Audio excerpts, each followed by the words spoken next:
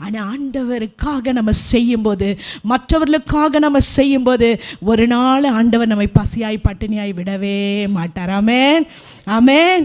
கர்த்தருடைய ராஜ்யத்திற்கு நம்ம கொடுக்கும்போது ஆண்டவர் நம்முடைய தேவைகளை எல்லாம் சந்திக்கிற தேவனாக இருக்கிறார். ஹல்லேலூயா. இந்த நூற்றுக்கு அதிபதியுடைய வாழ்க்கையிலேருந்து முதலாவது நம்ம என்ன கற்றுக்கொண்டோம்? ஃபர்ஸ்ட் என்ன கற்றுக்கொண்டோம்? அவர் மற்றவங்களுக்காக என்ன செஞ்சாரு?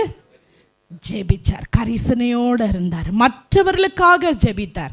மற்றவங்க மேல அக்கறை உள்ளவராக இருந்தார். ரெண்டாவது நம்ம என்ன கற்றுக்கொண்டோம்? உதாரத்துவமா, தாராளமாக ஆண்டவருடைய காரியத்துக்கு தாராளமாய் அவர் செய்கிறவராக இருந்தார். ஆண்டவருடைய காரியத்துக்கு முதல்ல நிற்கணும். என்ன செய்யணும், நான் என்ன செய்யணும், என்ன செய்ய,